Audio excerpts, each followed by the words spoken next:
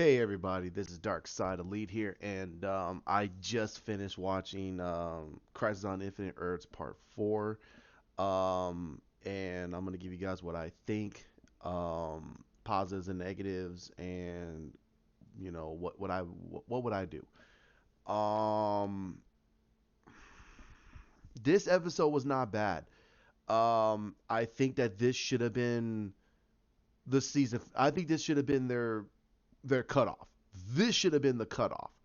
Having it where as a huge um having it how they did it last year, not last year, but like the before they took their winter break was one of the biggest things they messed up on. This episode might actually get people coming in, or it might have lost steam. A lot of people are gonna make a lot of uh, talks about this one scene that in the episode that I think was probably one of the best things they did, and they're gonna jump to a lot of conclusions, and I'm gonna give you guys what I think. But just to talk about the episode's really good. It gave us a good understanding of how they interpret the birth of the Anti Monitor and the Monitor, and they gave you an answer, but it didn't give you a good full answer. And I'm gonna try to make sure that there's not a lot of spoilers in here. I think you guys should watch the episode. Watch it. It's actually not bad. These last two episodes were not bad. It was better. I don't know what the heck happened during Supergirl and Batwoman, but those two were lackluster. It was terrible. But the Flash and Arrow are great, and I would even put Black Lightning in there because that was a linchpin episode to bring in Black Lightning. Now, now, they're all gonna jump to the gun. There's assumptions, but there's not enough proof yet. Now, this episode was a lot about rebooting the universe, like basically rebooting the multiverse, and all of them were at positions in their lives, and these places were there to give us an understanding of where their heads are at and what's going on with them to change their whole perspective. Now, the situation with Supergirl and what they did in this episode, in my personal opinion, they did a good job. But I think that it's too little, too late with this season and what they did with her. And I think that bringing in John Cryer as Lex was actually a bold move. However, I'm gonna say, and this is me being completely honest. I have not watched the last two seasons, and I don't want anybody to think that I'm being wrong on the show without having to watch it, and I don't want anybody to think that my opinion is crap because I haven't watched the seasons. Well, I've watched season 1 through 3, so I have a good understanding of what their heads were at when they made this show. Um, I think that them doing what they did in from season 1 to season 3 hampered season 4, and because it hampered season 4 so bad, this season has really became screwed up. They by bringing in Lex, John Cryer as Lex, it really took away from the reason why is Lex even here. Um, Lex in this season, John Cryer is doing everything he possibly can to do a very mischievous version of Lex. Now, if you guys want me to give you an understanding of what this version of Lex is, and if you guys have never seen the show, picture picture best way to do it. Here's the best way of saying it. Kevin Spacey's version in the Superman Returns. Think of him as Lex Luthor. I mean, Gene Hackman's version mixed in with Michael Rosenbaum, but taken to a whole new level. More Michael Rosenbaum. He has that. He has that. That version like Lex of Gene Hackman, but he's dark, very dark, and he has no qualms killing somebody. No qualms at all. Has no care. John Cryer's version is actually like Kevin Spacey's, but taken back towards Gene Hackman. That's where they put him at. He doesn't. His genius is there because it has to serve a narrative. He has to be a genius because the way they set him up. But there is nothing there that makes me want to fear this guy. Lex Luthor in the comics, written very well, there's a darkness within that can kind of unnerve you. Like, hey, there's something off with this guy. It's not about his genius, it's about his psychopathy. And in the field of psychology, that means he has a mindset where if you push him, despite the fact that he doesn't get his hands dirty, he will not hesitate to get his hands dirty. If he knows he can physically get you out of the way, he will do it. And that's the thing about Lex. There's just something about him that makes it where if you are not super powerful, he will probably pull out a gun and shoot you in the face and walk away. That's how I feel about Lex, especially written in the books. Michael Rosenbaum's version is close to that. He's very dark, and that's why a lot of people liked his version of Lex. It's not the fact of he did this. No, there was just something about him, and the way they wrote him was very close to the books. And what they did in Superman Returns is they took Kevin Spacey's version, and he's like Michael Rosenbaum, but he still has that cavalierness that Gene Hackman has. Well, that's what they did with John Cryer. He has more of the Gene Hackman, but he has some of that of the Michael Rosenbaum Kevin Spacey version. And I think that's the wrong way of doing it, because having a goofy Lex that no one takes seriously, that everyone just dispatches like, oh, just whatever, makes people go, then why is he here? Now, I go, okay, that's the wrong thing to do. This guy makes sure that you don't see him. If you're not looking at him, you are already going to lose. That's the whole point of him. But the thing about Lex is he always has a plan on top of a plan, and he always considers every small bit of pieces. That's the reason why when he did what he did at the end of that last episode, not this previous episode, but the last episode, it made sense. That was a Lex plan. I don't care what anybody says. That's a Lex plan. He had the Book of Destiny. No one patted this dude down. No one looked for it. No one said, hey, wait a minute, he might have a piece of paper on him from the Book of Destiny. He had that thing for so long. Let's pat him down. Let's shoot. Freaking, get him naked. Who cares? Take his clothes off, find out if he has anything on him.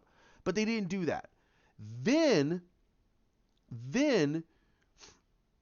they allowed him to walk around inside of technology that's so far ahead of anything they've ever seen before, and no one is a scientist. They have one person that's a scientist, but no one has the ingenuity as Lex, and they have this dude walking around, and they think that he's not gonna have any technology on him.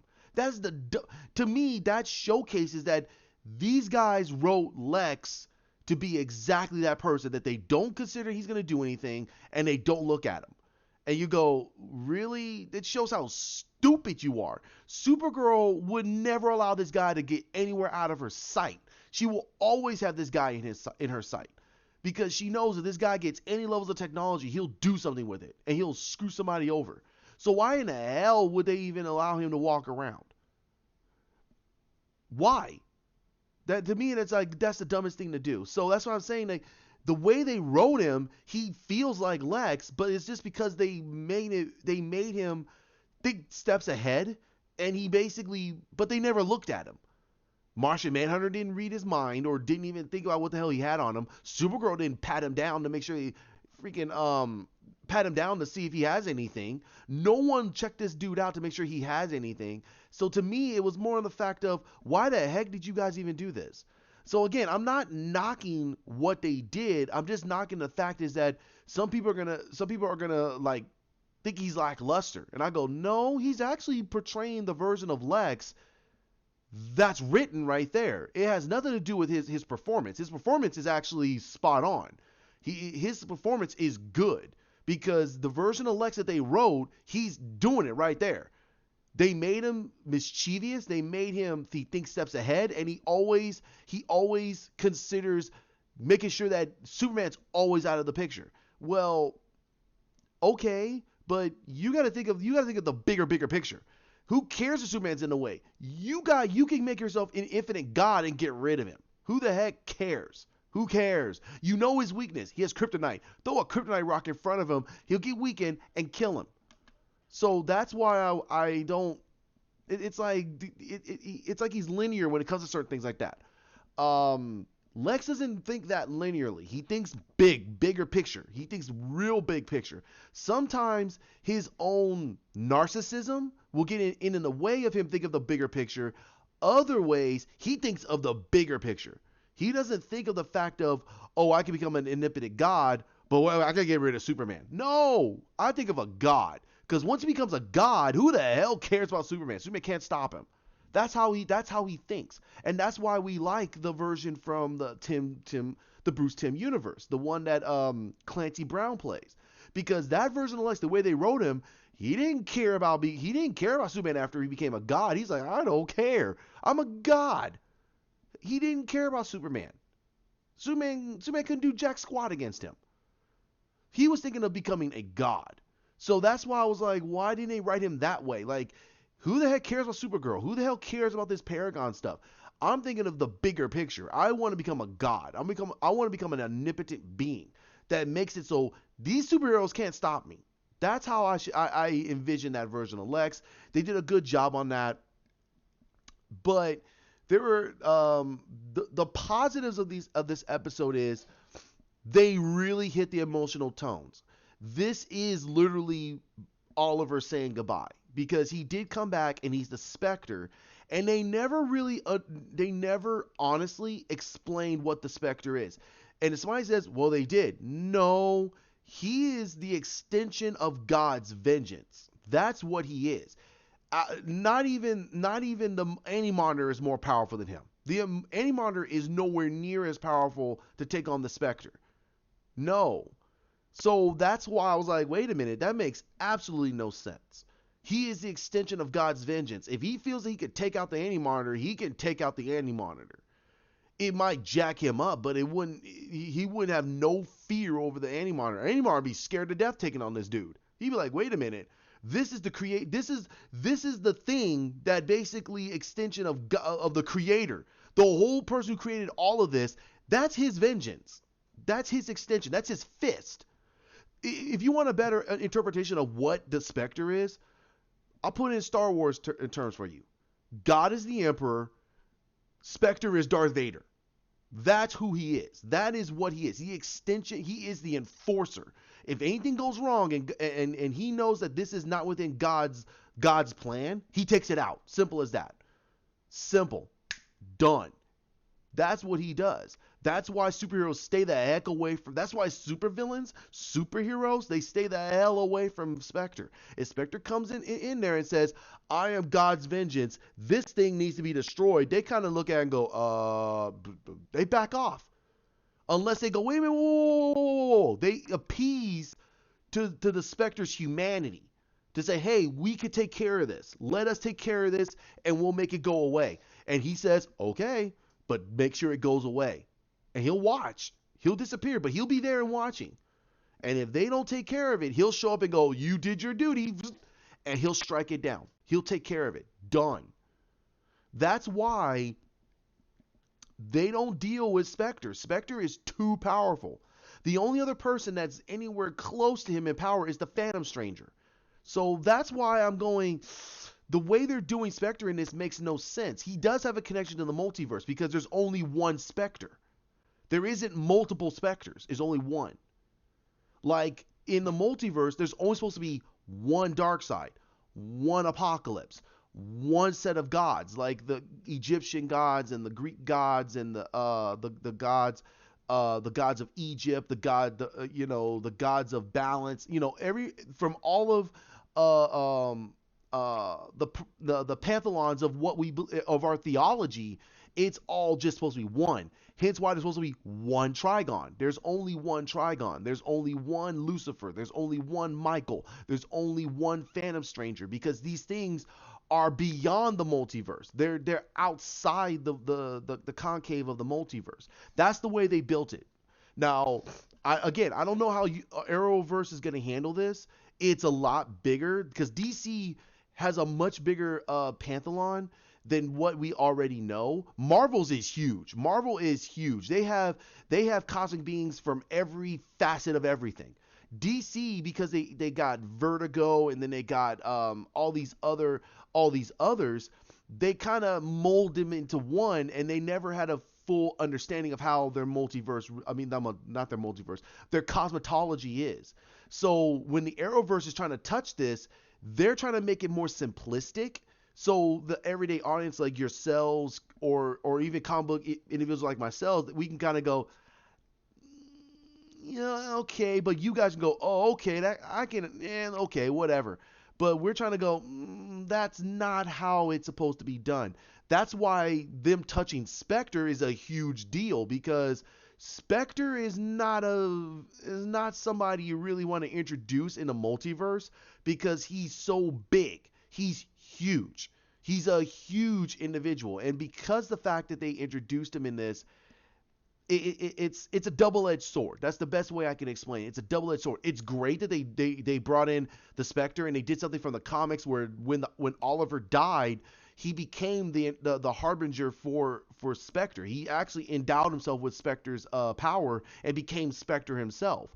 That happened in the comics. I remember that happened in the comics. That happened, I believe, in Crisis on Infinite Earths, when Oliver died for the first time and he was gone, and then they replaced him with his son Connor, and Connor Hawk ran off with Oliver Queen as as the Green Arrow for pretty much almost all the 90s, and then they brought Oliver back in the I believe in the 2000s, and they reinvented him and brought him back. And then that's when the,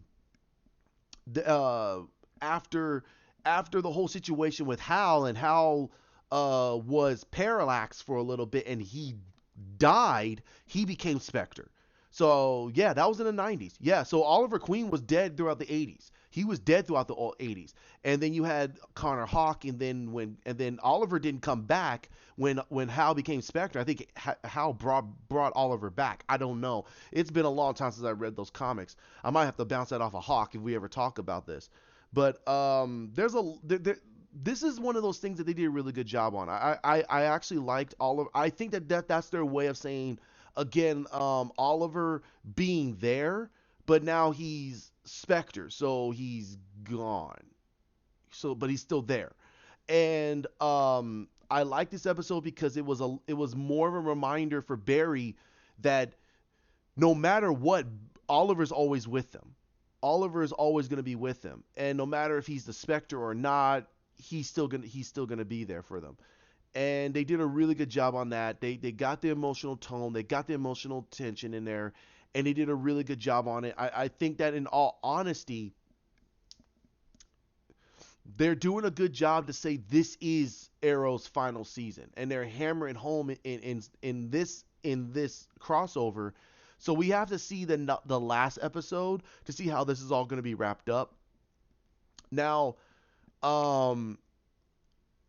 there's other things they did good. I actually like Ryan Choi. I think that they're going to really build Ryan Choi really nicely. He does have a good, strong foundation because he feels like he has no superpower. So what is he going to bring to the table? And now we're going to find out with Ray what's going to happen with Ray, because Brandon Routh has announced he's leaving. He's going to go to greener pastures. And I think he did a really great job with Ray Palmer all these years, and him, in a way, if you really think about it, he left a very strong legacy. And I hope that people, when they watch this video, and I hope that he gets this, because I love him as Superman. I think he was a really good version of Chris Reeve's Superman, and having him, having taken at everything on the guff because of how people had reacted to the movie and reacted to his portrayal, say that, oh, it was okay, this and that. No, I think he did a really good job with the role. I mean, this is his first role.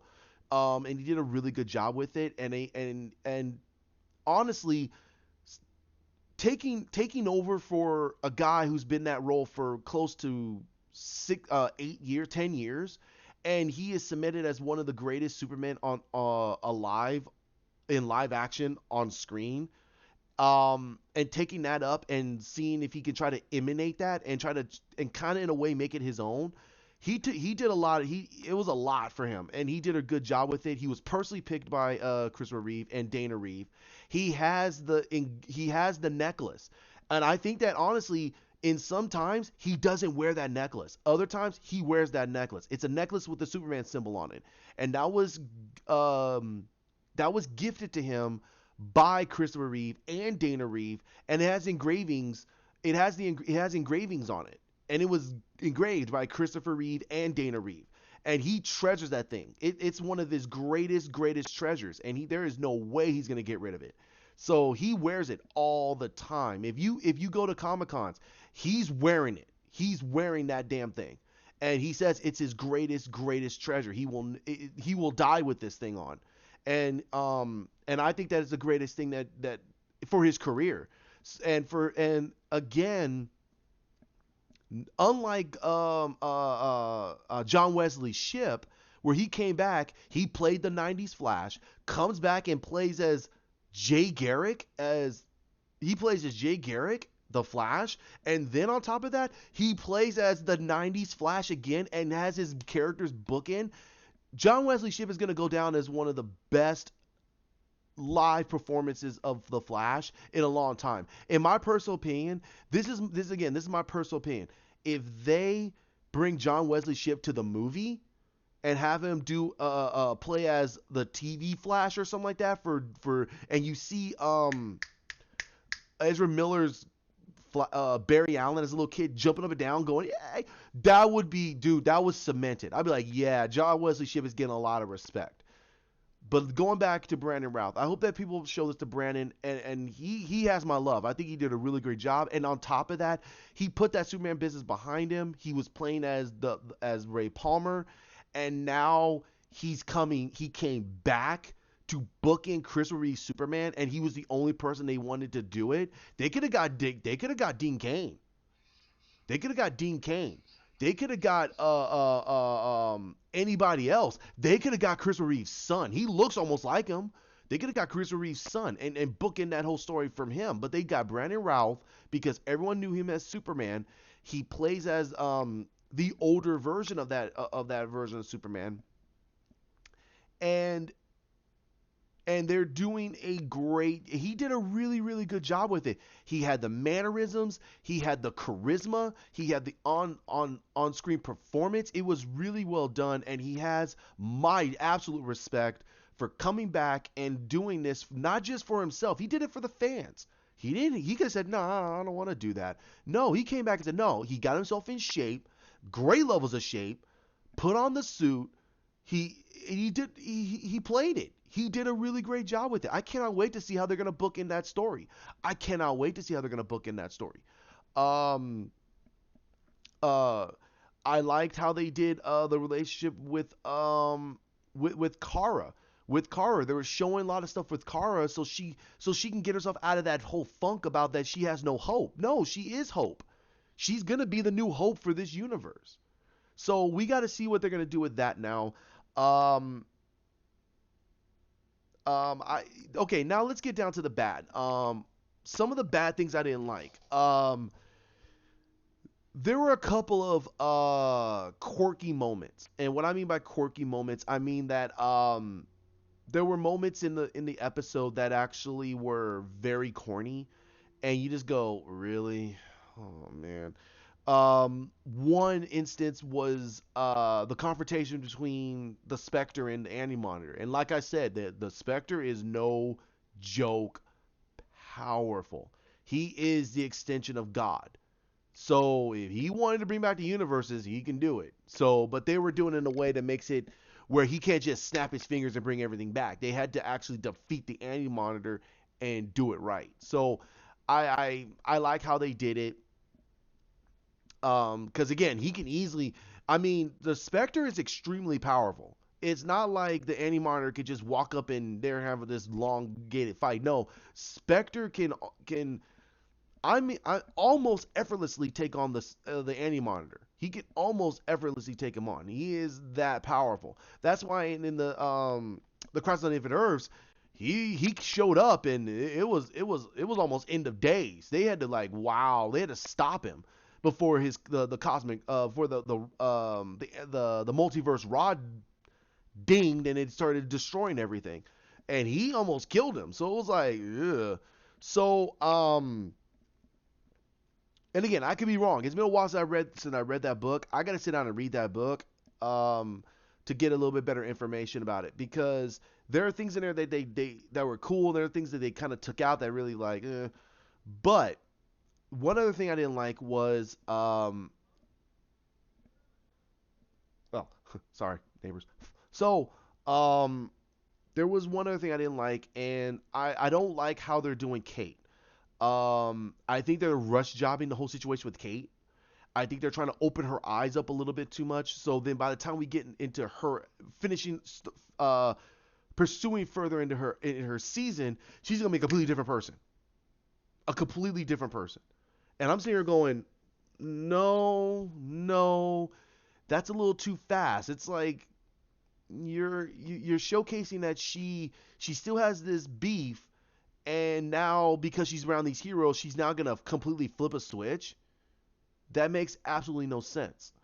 I mean, I understand. There's a couple of things in here. People can say, "Well, wait a minute. She met her cousin and her cousin." I understand that. I completely understand that.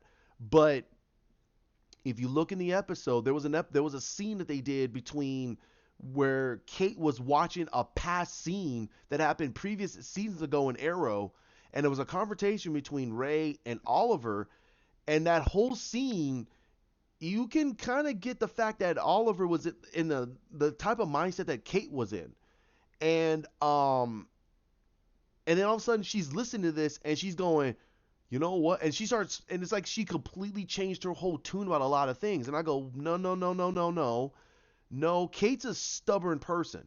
She wouldn't just flip a switch like that. She would actually digest what she heard and slowly try to start to trust people. This and this and this.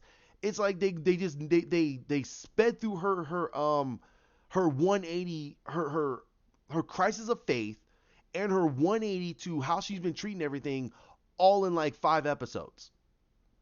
What? No. And I understand their time progressed and she's thinking about things and this and this and this. I understand that. I do. I completely understand that. But you need to keep her on a certain path and let her mistakes change her ideal because she needs to keep failing for her to understand, hey, wait a minute, I've been screwing up this whole time, I'm not learning my lesson.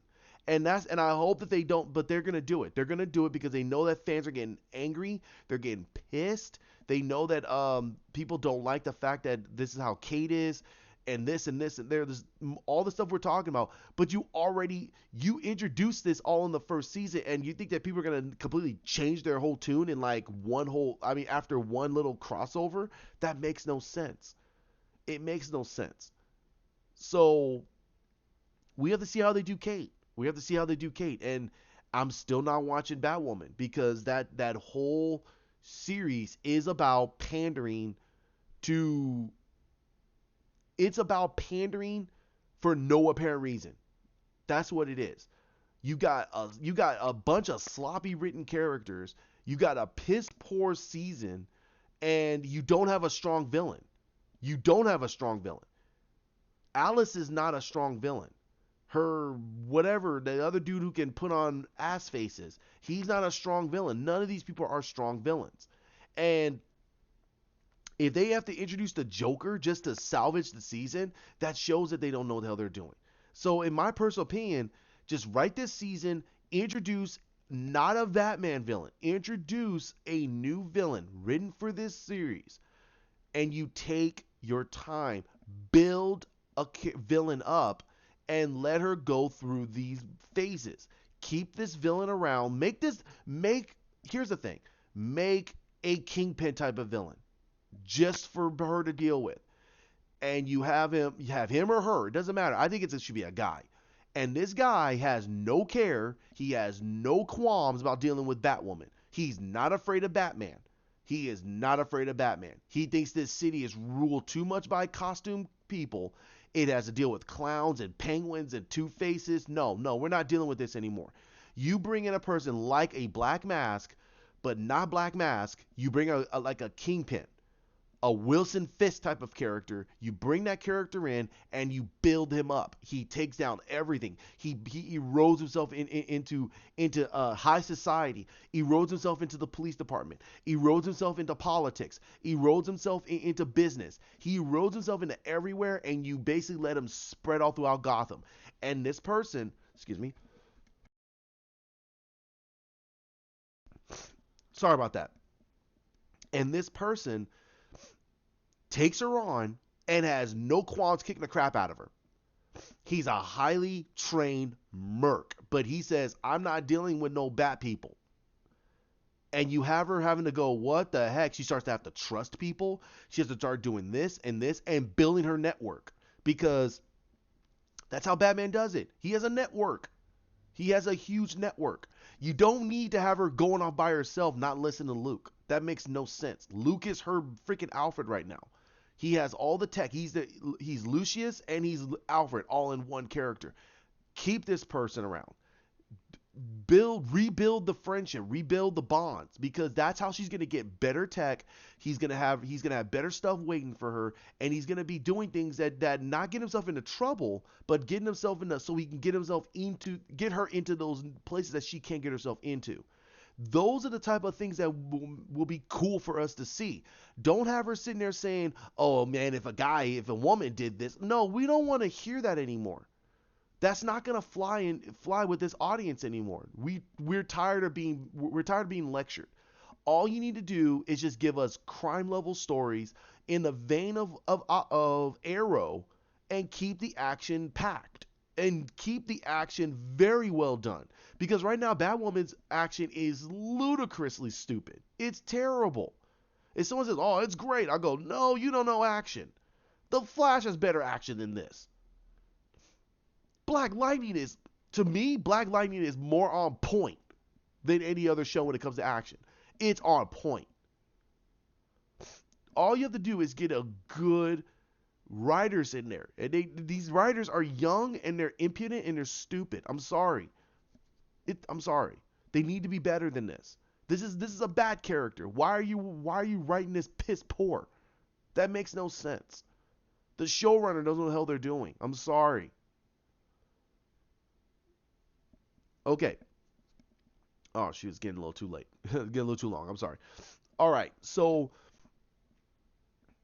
what do I think of this episode? I think it's a good episode. I think it was really good. There's some cheesy moments in here, of course. There's a lot of things we could take away. A lot of things we could just go, "Oh God, throw that crap out."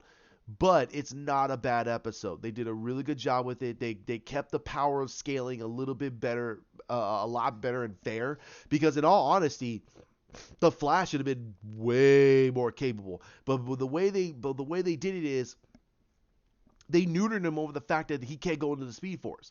Now, a lot of things they did was really, really cool. Now let's and I'm gonna leave it there. I'm actually gonna leave it there. Now I want to talk about this special scene, and a lot of people are gonna be jumping what they're doing, and you're gonna hear it all over news media and TV media and everything else. They showed Ezra Miller was on the set for this. He was in his Flash costume, and he was interacting with Grant Gustin. And the way they wrote this makes a ton of sense. It makes tons of sense. So if someone tells you that makes no sense, I'll go, yes, it does. Yes, it actually does. And you go, okay, explain it to me. Here's the explanation. One, Grant Gustin already knows. Grant Gustin's Flash has been throughout the multiverse. He knows it, right? Yes. Okay. He just said, so you don't know? He goes, what do I know? What am I supposed to know? What are you talking about? What are you talking about? He doesn't know about the multiverse. He doesn't know about the multiverse. So this version of Ezra Miller's Flash is still Justice League. DCEU Justice League. So that tells to me that this is going to be the pinpoint of how they're going to do the Flash movie. They're going to utilize this as their way of saying, this version of Flash does not know the multiverse yet. But after this movie, he will know about the multiverse. And it's going to expand his mind severely. And what he said at the very end before the scene shifts makes tons of sense. Tons. But it also goes into the whole fact of what they did back in season 3. Season 3. Here's one.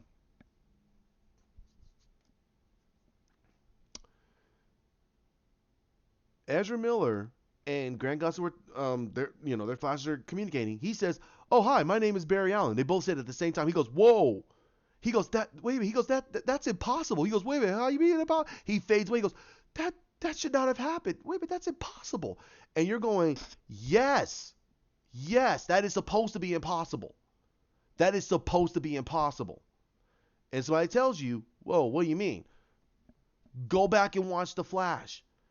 Every version of Barry Allen that they've ever seen has always looked like Grant Gustin. Always. Every single one of them.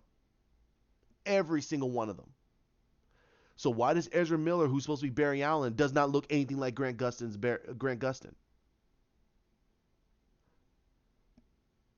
That's why he says it's impossible.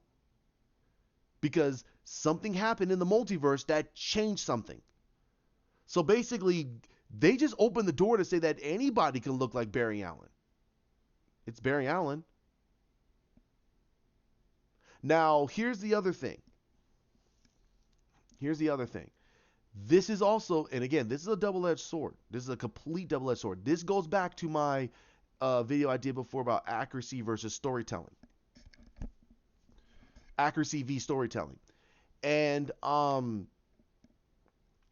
this is how they can literally say, okay, well, if that's the case, then we can have an African American Superman. We can have an African American Wonder Woman. We can have an Asian Batman. We can have Jason Momoa as Aquaman. We can have Jason Momoa as Aquaman. We can have different colors, different races, different sexes, different everything. The multiverse is completely changed. It's a double-edged sword. It's a double-edged sword. So this is their way of saying, hey, anything can go now. It doesn't matter. That to me is a double-edged sword. That's a complete double-edged sword. Again, it goes back to my video about accuracy v storytelling and the dawn of source material. And I'm gonna say it here, and I'm gonna say it nice and firm. I love to have comic book accurate things. I would love to have it. Keep to the source material. Keep to the character the way they originally the original concept and design and the way they were originally portrayed.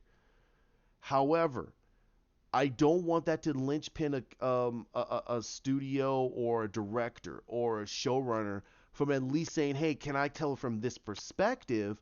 I'll pay a lot of homage and a lot of respect to the source material, yes, but can I change this or this or this?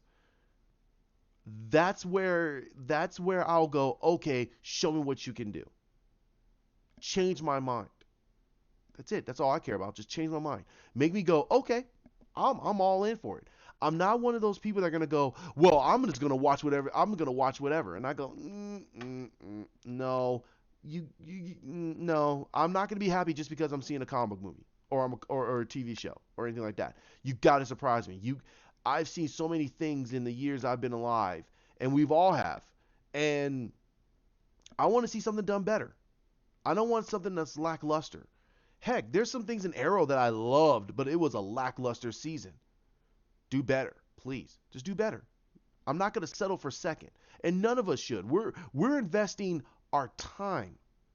We're investing our time. Some of us investing money and time, and a lot of us are investing time, money, and more. We're investing a lot. So why are we settling for second level storytelling? Why? Some of us want better storytelling. You're going to have those trolls. You really are. You're going to have those trolls that are going to say, oh, I want this or no way the highway. Okay, well, there's the highway. But me, I'm saying show me what you got first. But if it feels like it's pandering, if it feels like that you have little to no respect for the source material, oh, definitely, we're gonna have a problem. But if I can see that there's a lot of potential, I will back it. I will back it with everything. I back Zack Snyder. I gave him an opportunity. The man blew my mind with his Superman. He blew my mind with his Batman. He made me change my mind about Ben Affleck as Batman and Gal Gadot as Wonder Woman. I was like, yo, I'm in. I'm in. Show me. He changed my mind about. I knew Jason Momoa was gonna be awesome as Aquaman. I didn't know about Ezra Miller as the Flash until he changed my mind. So change my mind. That's all I care about. So this is gonna be it's not bad. It's not bad. It's actually pretty good. It's a pretty good. I think Flash was better. I think Flash is hands down the best episode out of this whole thing. The best. It was the best. It had the best callbacks. It had the best finales to certain things. It had the best. Oh my god, it was the best. It was the best. I'm sorry. I mean, I think Arrow is the next best, but man, the Flash was the best. The Flash did a really great job, and I applaud everybody up on that set. I applaud everybody going from John Wesley Shipp down to freaking down to Stephen Amell. They all did a really great job, and my god, that was the best episode. But this one is not bad. It's not bad. Watch it. It's not a bad episode to literally give you an understanding of where they're gonna be going. Now, um, there's now what are they gonna be doing in the future? Sorry about that. Some people are saying that they reboot the whole Arrowverse. They're gonna set everything on one planet. I don't think so. I don't think so. I don't think so at all. Because you got to remember one thing: Black Lightning takes place in Atlanta, WB Atlanta. Arrow, Batwoman, Supergirl, Legend of Tomorrow, The Flash, they're all in Toronto, WB Toronto. They're in Canada. There is no way those two, no way those are gonna breach. I really doubt they're gonna do that. What I think they're gonna do is they're gonna bring Supergirl probably in this brand new universe. Black Lightning's gonna be in his own universe, still in his own universe, but they're gonna have it where he can travel if they need him. Um, because again, the way they build Barry and Jefferson's relationship, it's definitely they're gonna be like two peas in a pod because they have two broken households, backgrounds. They both lost their parents. I mean, Barry lost both his mom and dad, and so did Jefferson. Barry has his family, so does Jefferson. So it's not truly like they're not alike. They are exactly alike, and they embrace the fact they love their powers. So, and they're both hopeful people. They're very hopeful people. Barry has an understanding because of what um Joe has taught him, and Joe's black, so he has, in a way, he has some pride. And Jefferson is a Southern black man. He's a Southern black man. He has black pride. So it's gonna be that type of dynamic. They're gonna do very very well, and I think Chris Williams being that elder superhero for the rest of these superheroes to actually kind of look to be that leader type is going to be very nice. But they're going to lean on Barry. Barry's the leader now. Barry is the leader of this team. But the thing is, Chris has a lot of years of experience. He has too many years of experience for them to go, I'm not listening to this guy. I'll be like, are you kidding me? This dude's been Black Lightning for a long time, man. He knows what the hell he's talking about. But the thing is, he has to now work with a bigger group of heroes. But working with a bigger group of heroes, in my personal opinion, is going to help his relationship with both his daughters. It's going to really help with the relationship with his daughters because because he's working with a bunch of new heroes, he now has to understand how he's going to have to treat his daughters because he's treat his daughters the same way he has to treat them because they're heroes and he has to treat them a certain way. He can't treat them as daughters anymore. He can't. They are his daughters. He loves them, but he now has to be a mentor and he has to treat them a certain way. He has to protect them, but that doesn't mean he has to boss them around like that's it. That like I'm the dad. No, that has to change now because he's working with a bunch of heroes, and the way he acts around them, his daughters are gonna pick that up. Like, hey, wait a minute, why can't you treat us like well, I'm your dad? No, no, that has to kind of go bye bye, bro. So we have to see. I'm very happy. I'm very stoked to see how they're gonna do this because there's a lot for Black Lightning to grow, and because he's now gonna be with these heroes, and that's gonna happen. But I don't think they're gonna completely reboot the universe. In my personal opinion, they already renewed all the CW shows. All of them are renewed except of course Arrow. But all the shows have been renewed. So Supergirl is probably going to be on this universe, and so is Bat. I mean, well, Batwoman is already there. Legends of Tomorrow is already there too. So I mean, there's nothing changed. But I think that a lot of shows are going to mix in. There's not going to be any more confusion. So this unit, so this, so Earth's so Barry's Earth 1, which is not supposed to be Earth 1, but Barry's Earth will have a Kryptonian on it. And they have to deal with a whole bunch of stuff. But I think they're going to have it where Barry is going to be over here, and I mean, like right here. I mean, sorry, like right here. And let's say this is the planet. Let's say this is the United States. Let's see.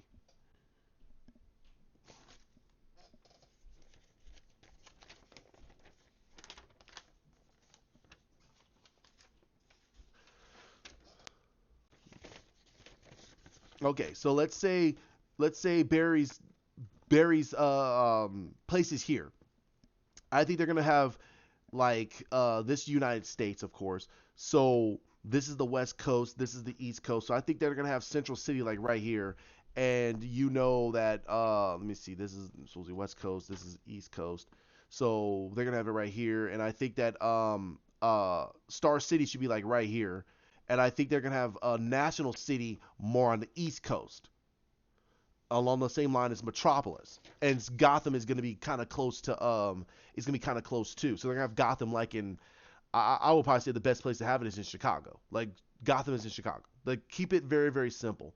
Um, and I know people are going to say, well, I mean, isn't Gotham supposed to be like New York? No, no. Okay, it was originally supposed to be that concept, but no, it makes more sense for it to be Chicago. It's way more. It makes way more sense for it to be Chicago. Metropolis is more like New York. Big skyscrapers. It's where everything is at. It's the big city, the big life you want in New York. Gotham, hate to say it, it's a sewer. It has age. It has a lot of history and a lot of crime-ridden, infested everything. And that means, I mean, nothing against Chicago. It really is nothing against Chicago, but Chicago fits that profile. It has a lot of history. It's a lot of U.S. history there, a lot of everything back in since the turn of the 20th century. So this should be their boom right here. So since the turn of the 20th century, and that's what I think they should do. So I hope that they change that around, and I hope they do bring in back Supergirl, so it makes the team ups a little bit easier to do, and they don't have to keep using the portal machine. I would say use the portal machine for Black Lightning. Just use it for Black Lightning. Done. Written. Done. Um, and move forward. So that's how I want to. The episode's not bad. Like I said, and I know I said it multiple times. It's not a bad episode. It's pretty good. It's a step below the Flash episode. I'm sorry, it really is. It has a lot of the effects. It has a lot of the good things going on. They don't really explain Spectre that much. They kind of linchpin him in that he's the byproduct of the multiverse. Like he is the multiverse. And I go, nope, that's not what the Spectre is. So I gotta watch the episode again to get a better understanding of what they're trying to explain the Spectre as. But I think they kind of neutered the Spectre. Um, um, there's some corny moments in there, but I think that they salvaged it with a couple of good things. Oh, there's one thing. It's about Supergirl versus Lex. They really kind of made their animosity something that makes absolutely no sense. Like she has this huge animosity towards him, and he said throughout their conversation in the episode, why are you taking this so seriously? Like you're taking this way too seriously. And he explained why he did what he did. And if you watch the season, you're probably gonna go, yeah, what's the problem? And I think it was extended more in the fact is that he exposed Kara to his sister, to to Lena, and really screwed up their relationship. Well, I think since the episode, I mean since the season when they were dealing with Wrath or Pain, Rain, yeah, Rain, when they were dealing with Rain, that whole season you saw Lena getting angrier and angrier because there was so much stuff going on with Kara and she wouldn't tell her. And it just that was the start of it. So I don't disagree with Lex by him saying, "You did this. I just told my sister the truth. You hid your secret from her. So why are you getting mad at me for doing something that you should have did?" And I'm going, yeah, it's kind of like what happened. I mean, you could talk it however you wish, but this was brooding within those two ladies' relationship this whole time. That's how I see it. So I'm gonna leave it at that. I don't want to make this too long. It's almost a freaking hour of me ranting and raving about this episode. It's not a bad episode. It's not bad. I think it's a good episode. It to me, it's a 3.5 out of 5. It's 3.5 out of 5. It has some great moments in there, great, really pretty damn good acting, and you got some character concepts and arcs that's starting to move into the way that we can see where they're gonna go with these characters. Um, the ending of this is done. That's it. Now you gotta wait to the next episode. What? Like, what happened? What happened? Like, what the hell's going on? So that's I'm gonna leave it at that. It was a huge thing. The battle between the some of the battles were cool. Um, okay, I'm gonna leave it at this with one last question. Where the hell is the Reverse Flash? Where the hell is the Reverse Flash? Where's the Reverse Flash? Where the hell is Psycho Pirate? Where are these guys? Where are they? Oh my God! You you you have Reverse Flash out there. You have the Reverse Flash out there, and you don't utilize him in this whole thing. That's it. I'm gonna leave it at that. Like, comment, share, subscribe down below. Hit that bell. Uh, Tomorrow I'll try to have a video out talking a little bit about some of the Snyder cut things I've been hearing about. Snyder dropped a viz of Euxis at the history battle. I thought that it was. I'm gonna check it out. I'm gonna look at it and give you my personal opinion about it. It probably won't be good. I'm sorry. I'm gonna be very very upset about it. I'm pretty freaking upset that that it got revealed like what his look like. I think that should have been held for the movie. I think that should be held for the movie. Let us be surprised by his design so we can actually go, yeah. But we have to see how this all plays out. I hope we get that cut. I hope we get that cut before the revelation of Darkseid. I don't want to see Darkseid. I know this is the internet. You can say, nah, don't worry. Nah, nah. I Most of the people that tune in, they want to hear what I hear about Darkseid. They want to hear about what I think about Darkseid and what I think of the Snyder cut. And for me to bypass it, just to say I don't want to talk about it, I don't want to look at it, I'm sorry. That to me that feels that this is a disservice to you guys as subscribers. You guys want to watch. You guys want to hear my opinion about things. So I'll I will do it begrudgingly, and I'll tell you my honest opinion. I'll tell you my honest opinion. Me hearing about it, I am not happy. I don't want to see Darkseid. I think that all of us should be enamored by how this is gonna look in the movie. We should want to see this guy in the movie. I don't want to see a viz. I don't want to see a picture. We already got this scribble of him in the storyboards. That's enough for me. We got a picture of it in the when Wonder Woman was in the tomb. We got a picture of him. Great, that's enough. That should be enough of us. That should be enough of Darkseid. But he brought this picture. I kind of not the word kind of. I don't want to see it, but you guys want my opinion. I know if I skip it and I talk about something else, you guys are gonna put on and say, well, you hear about the dark side thing? You gotta want to cover it. I should cover it. So I'm gonna cover it and give you guys my personal opinion. All right, you guys have a great night, and I hope you guys do watch the Crisis on Infinite Earths. This is part 4. Part 5 will be coming out tomorrow with the Legends of Tomorrow. I will watch that, and I'll give you guys my firm, honest opinion about it. It's not a bad episode.